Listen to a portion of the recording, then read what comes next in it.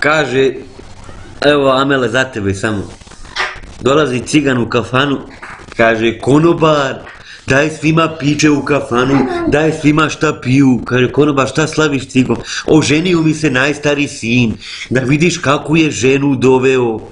Jao, kao vila, da izvine, ja s njom spavao, ovaj srednji sin, mlađi sin i onaj preko puta mali komšija. I on je dobra kaki, daj svima piće čitavu noć na moj račun. I tako dođe iduću semcu.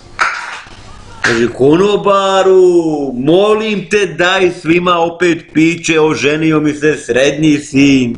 Do ženu doveo kaka ona prva od moga sina. Znači ja s njom spavao i stariji i mlađi sin i onaj mali preko puta komšija. Dolazi treću semcu, sav tužan nikakav.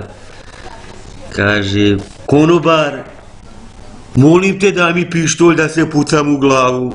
Neću da živim, neću ništa. Ne mogu ovo da podnesem. Kaže, što? Ne mogu više ovo, ne mogu. Čerka mi se udala. Pa dobro, to je dobro. Ma kak je dobro, bratko? Udala se za crnca. Sad crnac mene i starijeg i srednjeg i malog. A znaš onog preko puta komšiju malog? Ja umro.